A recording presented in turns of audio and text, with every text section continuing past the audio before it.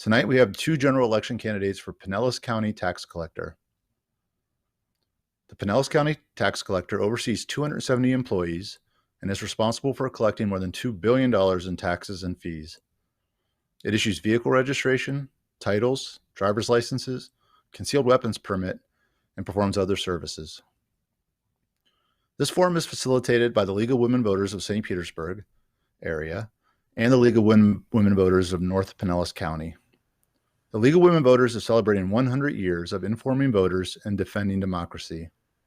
Please visit PinellasVotersGuide.com for complete and unbiased information on voting and candidates. Please remember that October 5th is the last day to register to vote. I know you've heard a lot of chatter about the elections this year. The League of Women Voters assures the audience that your vote matters, whether you vote by mail, vote at an early voting location, or vote on election day. Your vote will be counted. Your vote is your voice. Be sure to return your mail ballot by mid-October. Drop it off at one of 25 locations in the county, or vote early at one of 5 early voting locations. On election day, you must vote in person at your designated polling site or drop off your ballot at a supervisor of elections by 7 p.m. If you have any questions about your registration, please call 727-464-VOTE. The League would like me to thank the community co-sponsors for tonight's event: Pinellas County Now, West Pinellas Now, Clearwater Neighborhood Coalition, USF St. Petersburg Campus, USF St. Petersburg Campus Center for Civic Engagement, and ACLU of Florida Pinellas County Chapter. Now let's meet the candidates. Please welcome Charles Thomas and Joseph Supportis. Welcome, gentlemen. How are you? Good evening. Oh, well. I will ask each of you a series of questions, and you'll have 1 minute to answer. We'll ask the questions in alternating who goes first. Then you will have 2 minutes each to make a closing statement at the end. The order of candidates' closing statements was determined by drawing straws. Since we are in a virtual format, we are unable to take questions from the audience during the forum. And please note that the views expressed by the candidates do not represent those of the League of Women Voters or the co-sponsors. So let's get started. Candidate Supportis, the first question goes to you. Please update us on the message your campaign wants to deliver to the voters. The primary message we want to deliver to the voters is that I will be on the job all the time.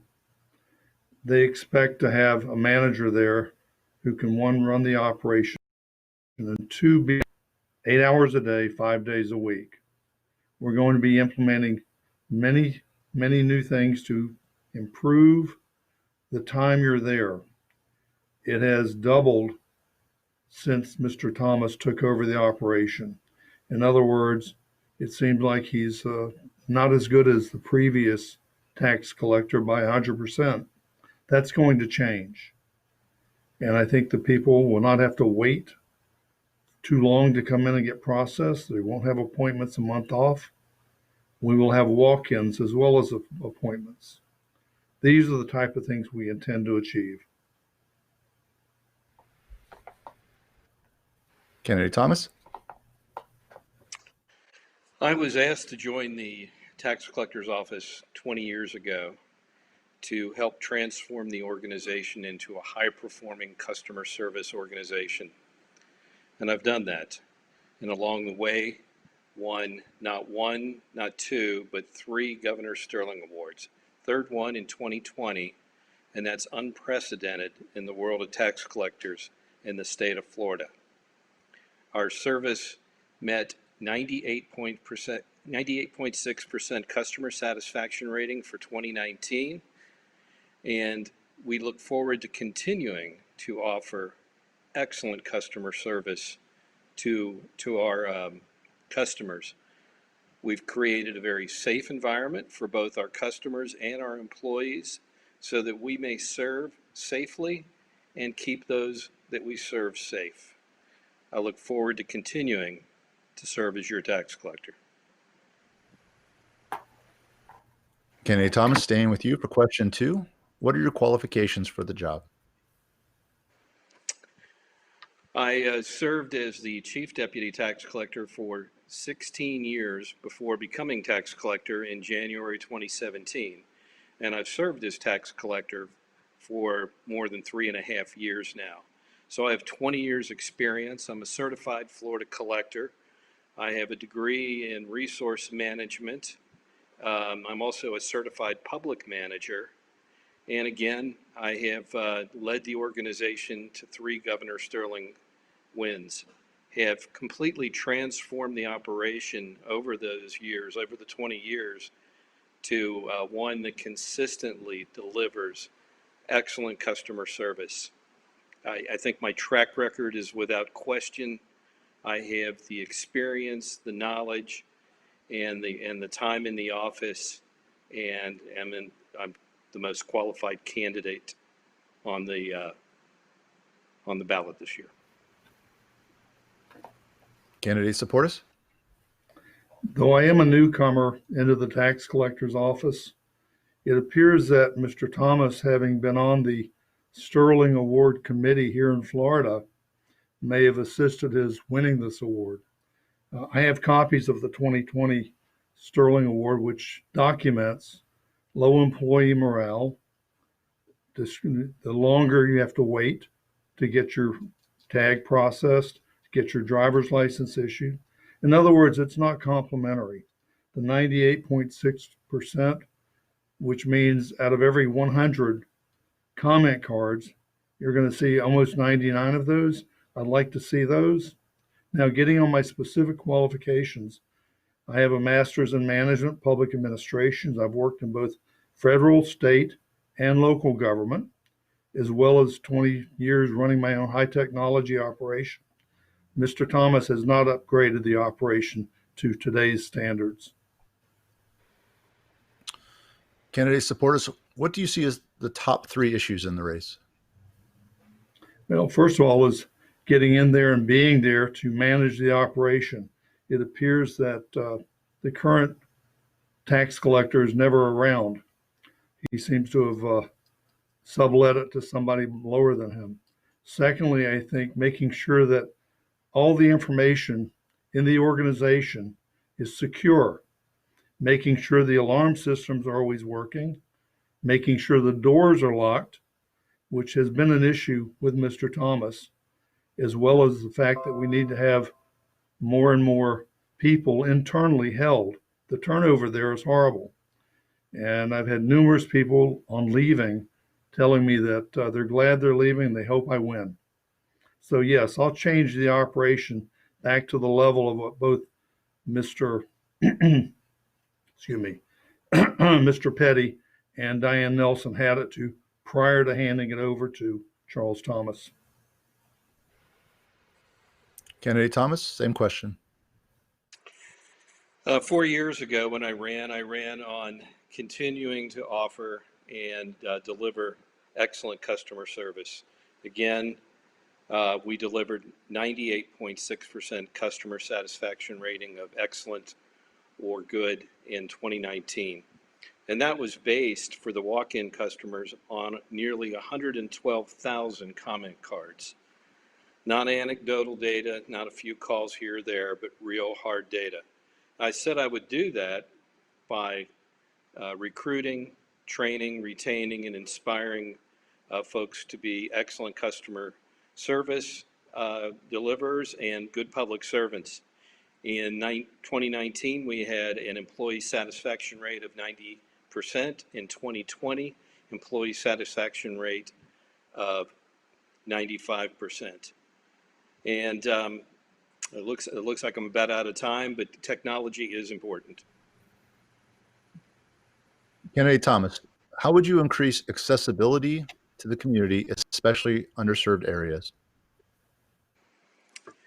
Well, in choosing the location for the new South County location or office, one of the things that I had made as an expectation was having that office be on public transit, available for public transit in case there were people that needed to come to the office that did not have their own vehicle or simply needed an identification card and not necessarily drivers.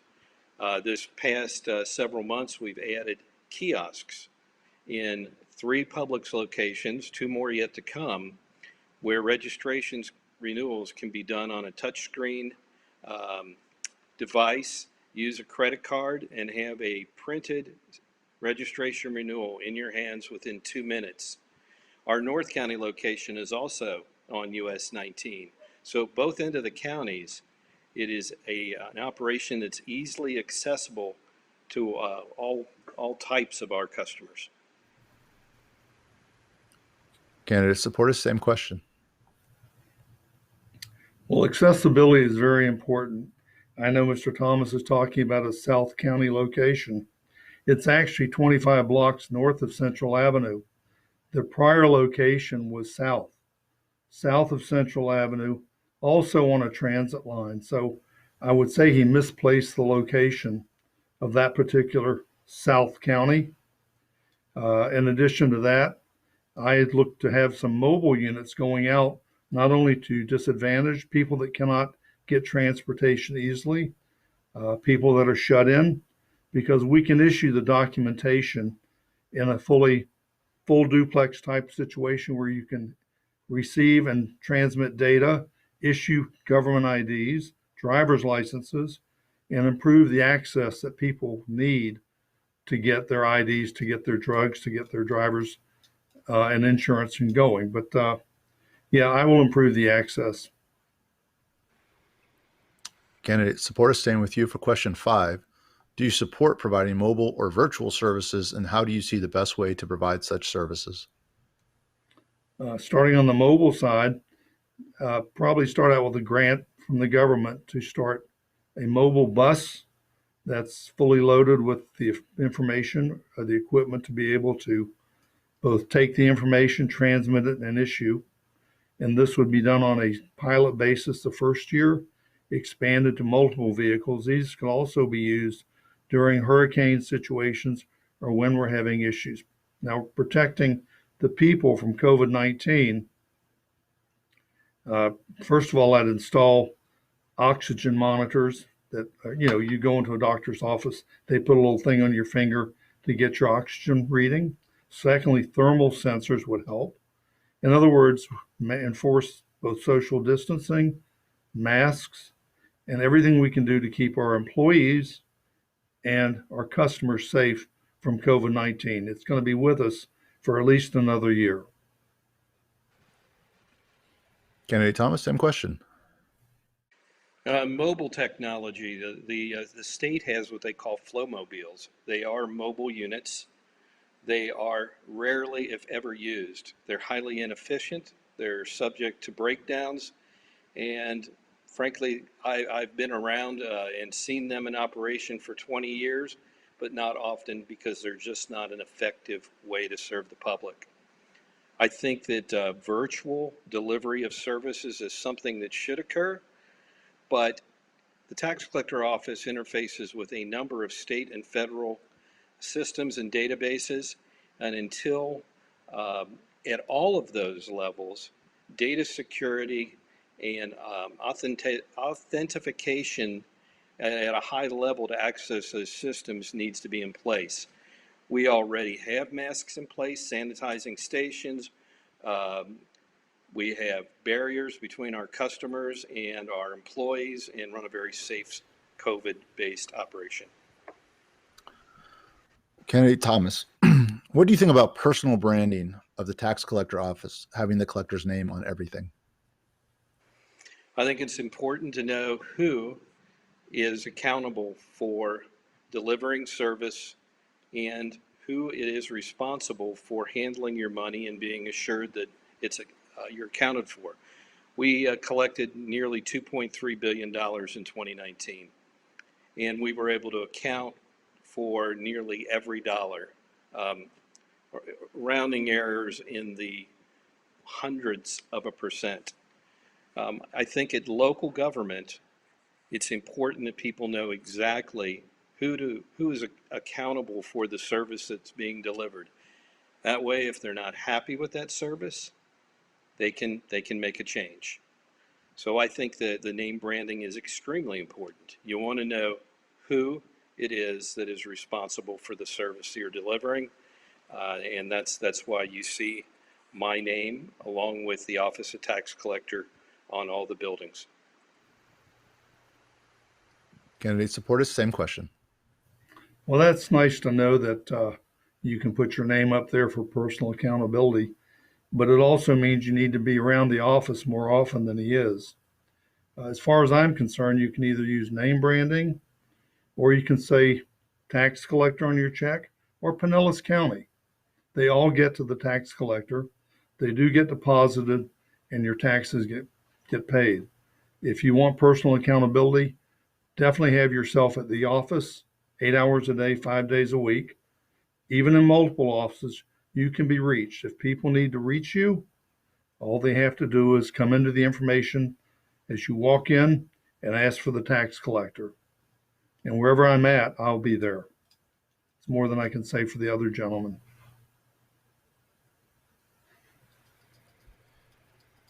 Candidate supporters, how can you help voters in a way that your opponent cannot? As far as voting you're talking about, would you clarify that? In performing the duties of the job. Oh, of the job of tax collector, correct? Yes, in the job Okay, of tax collector. okay. Well, the tax collector's job normally is not that of assisting the voters. However, if they come in, of course, asking for information about voting, or if they're talking about voting for this election in which I'm running, currently I'm endorsed by the National Organization of Women here in Pinellas County. They've looked at me, they've looked at my responses. I'm also endorsed by other organizations. I do intend to include more diversity in the operation, work to improve promotions of employees within, and keep turnover down to a minimum. I don't think that's the case today. I do have a copy of the Sterling Report 2020 on Mr. Thomas and the tax collector's office, and it refutes most of the things he's talking about. The interesting thing is he's still on the Sterling committee. So, Mr. Thomas, you need to respond how it is you function on that committee and you award yourself this. Candidate Thomas, how can you help? The question? Sure. How can I help my customers? Yes. How can you help your customers in a way that your opponent cannot?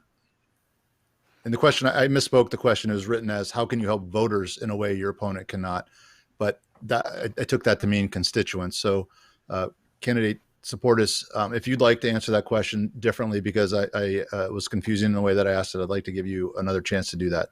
How can you help your constituents in a way that your opponent cannot? Well, again, first and foremost, you need to be present on the job, which has not happened. I hate to repeat it again, but it's common knowledge that Mr. Thomas is never around. He's sublet it to other people to manage, and nobody knows where Mr. Thomas is. I think being there and being available for calls, for calls and inquiries is part of the job of a tax collector.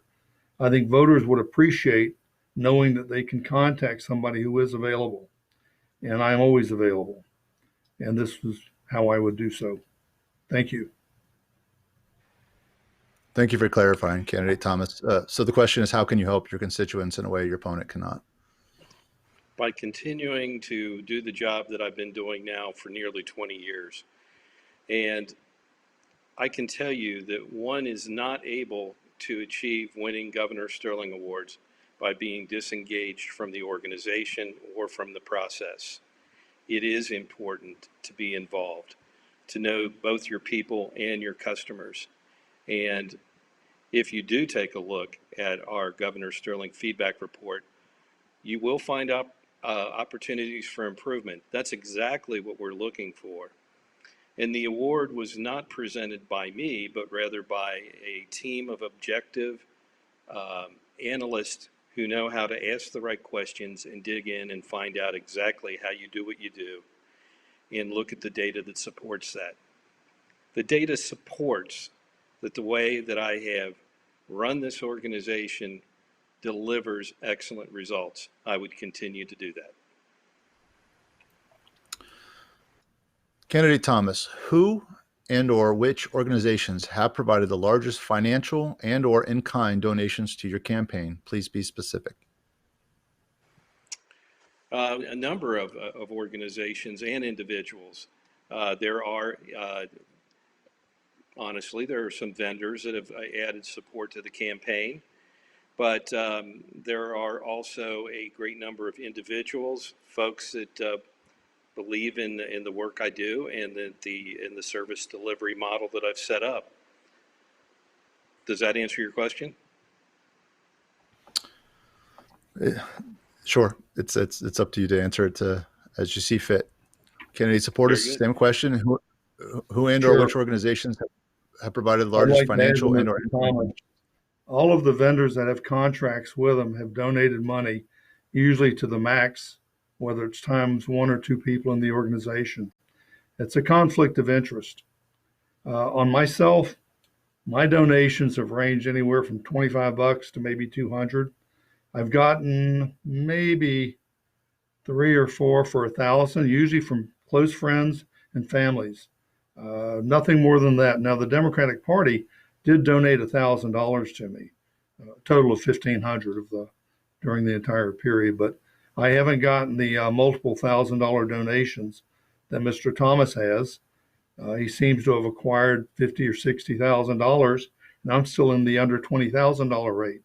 I'm sure more will be coming in as we get closer to November 3rd, but that's it. Mine are general people that don't have a lot of money, but they want to see change. Oh, in fact, many of the ex-tax collector employees have donated. Candidate supporters, how would you decrease the wait times for services that the community is experiencing at this time? You're talking about at the tax collector's office, is that correct? Yes. Okay. Well, first of all, we need to develop a better type of express lane, because I had to go to Pasco County to get my driver's license changed because it would take an hour or hour and a half of waiting at the tax collector's office here in Pinellas County. I was in and out of Pasco in 20 minutes. That's called express. In other words, when you go in, you're asked where you're going and you're diverted. This doesn't happen in the tax collector's office here. You basically wait till your number is called. In other words, that's a way to expedite it. In addition, you're going to end up having to move people that are better qualified to handle certain groups of people in need as far as registrations, ad valorem tax. In other words, segregate much more than he's doing so now. Spin off the DMV side to a group of people that can whip them in and out quickly, because they all specialize in that. But he doesn't do that at this point. Thank you. Candidate Thomas, same question. Wait times have fluctuated the entire time I've been there. And while they have increased over the last couple of years, as we've experienced a spike in driver's license renewals, they've never gone beyond about 15, 16 minutes. And they've never been an issue with our customers. What our customers want is to be treated with courtesy and respect, have someone that can handle the transaction that they're processing with the knowledge and skills necessary, and to get it right the first time. The reason we achieved a 98.6% customer satisfaction rating, because that was not an issue. What we are doing to try and improve times, because we know that time is important, is adding those kiosks. Prior to COVID, we were doing about 50% of registration renewals online or by the mail. Since COVID, by promoting other options, including the kiosk, we're doing 90 to 92% in that manner, and that will free up resources to process other things more quickly. Candidate Thomas, what would you hope to be remembered Yes. for accomplishing after serving in office? That I had served my community well, that I'd given it my very best, that I made or helped make an organization better than it was. And I have, in fact, achieved that. The things that I'm working on now and hope to leave as a legacy is, again, to grow that workforce, to develop that workforce that is truly devoted to be public servants that want to deliver excellent customer service. They do that today. The next steps for me over the next several years would be to develop and make certain that we have a deep bench in terms of leadership and an ability to continue leading that organization in the way it is today, with a goal towards being better tomorrow than it is today. That's been my goal. That's what I hope to be remembered for. Candidate supporters, same question.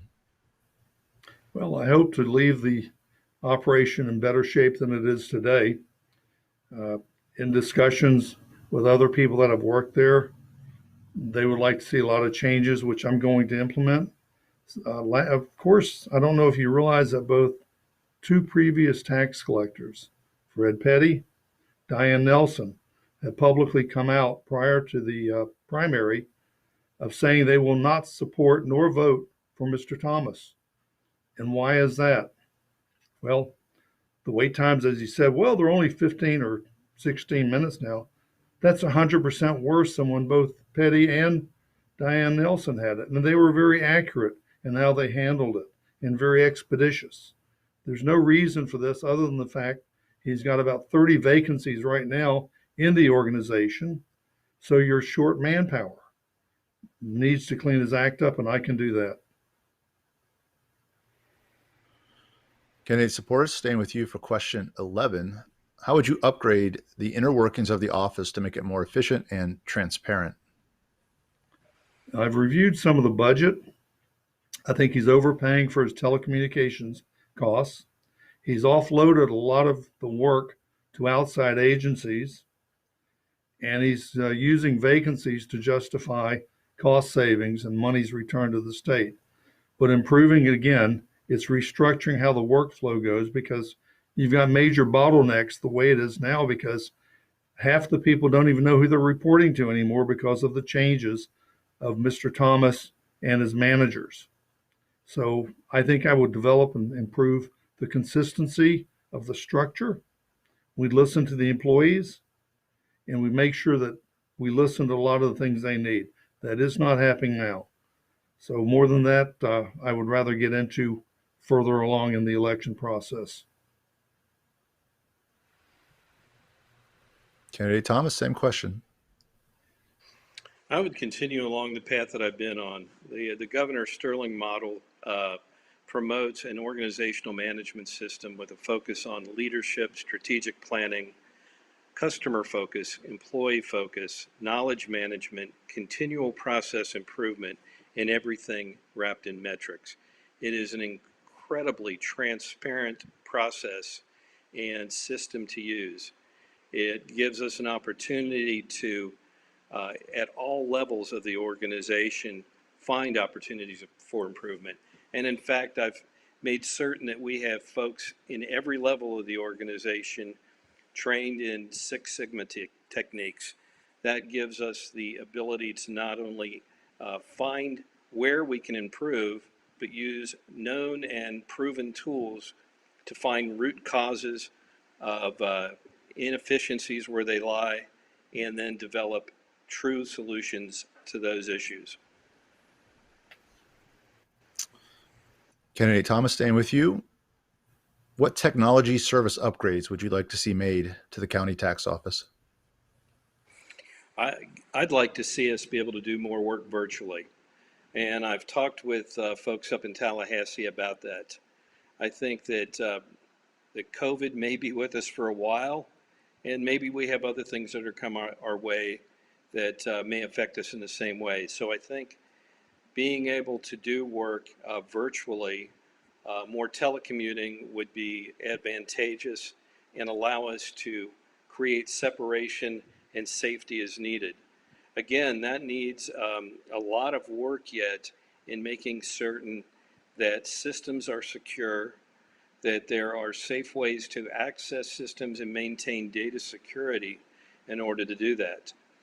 We've already begun working, we've developed a telecommuting policy, dual level authentication for access to computer systems, and are willing to pilot virtual reality service delivery models. Thank you. Candidate supporters, same question. Well, I think automation would be excellent. Mr. Thomas has talked about it for the last few years and has not done it. In fact, I think he lost 2 IT managers in the last 6 months because they were fed up with how poorly the operation is run. And they have, I hate to say, escaped to another tax collector's office in another county and are doing much better. So, what Mr. Thomas says sounds great, but he's not doing any of it. I intend to make things transparent, make sure that the equipment is upgraded, and we also reduce costs both in telecommunications and bring more stuff in house. They don't have what they used to have under Diane, which made it much more efficient. He's offloaded operations elsewhere so that he can trim back employees.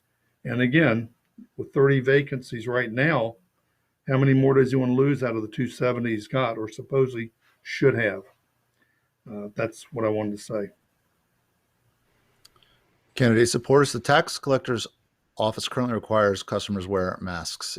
If the mask ban is lifted, how will you accommodate vulnerable customers who do not feel safe being in a building where masks are not required? Well, you've got an open-ended question there because we're foreseeing COVID to be around probably till next June. So if it is lifted at that point, a lot of people would feel better if they're getting vaccinated and the vaccines work. Until that time, I would rather have masks stay in place and keep social distancing until people are comfortable enough to go out and meet with people and not worry about catching the virus. We're going to have to deal with this probably annually like we do with the flu. And we're doing much better than we were before. But again, vaccines are the way to do it. And once you get the population inoculated, you'll have a lot less issues. People can be closer without masks. But until then, no, everything stays in place. Candidate Thomas, same question.